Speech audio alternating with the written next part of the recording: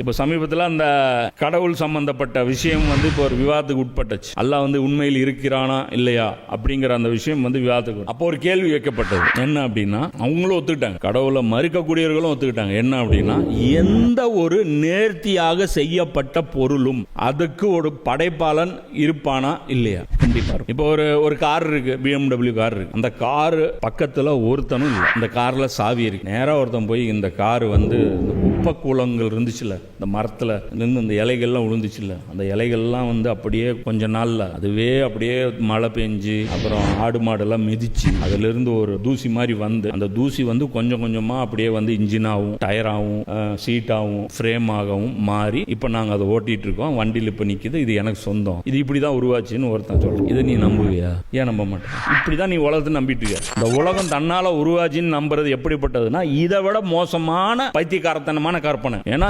ஒவ்வொன்றும் அப்படி பார்த்து பார்த்து செதுக்கி செய்யப்பட்டிருக்கு. இந்த பூமியுடைய அந்த டில்ட், அந்த ஆங்கிள், அதோடைய சுற்றுப்பாதை ஒரு கொஞ்சோண்டு இப்படியோ அந்த பக்கமோ போயிருந்தா இந்த பூமி இப்படி இருக்காது. வாழ்வதற்கு தகுதியானதா பூமி இருக்காது, குளிர்ந்துரும். இன்னும் கொஞ்சம் சூரியனுக்கு நெருக்கத்தில் இருந்தா பூமியில வாழ முடியாது, கருகிடுவோம். இன்னும் கொஞ்சம் விலகி இருந்துச்சுன்னா கூலிங்ல செத்துருவோம், உறைஞ்சு போய் செத்துருவோம். கரெக்டான டெம்பரேச்சர்ல கொண்டாந்து எல்லாம் நிப்பாட்டி இருக்கும். அதே மாதிரி இது ஓடுது, சூரியன் இப்படி ஓடுது, அதை துரத்திட்டு பூமி ஓடுது, அதை சந்திரன் இப்படி சுத்துது.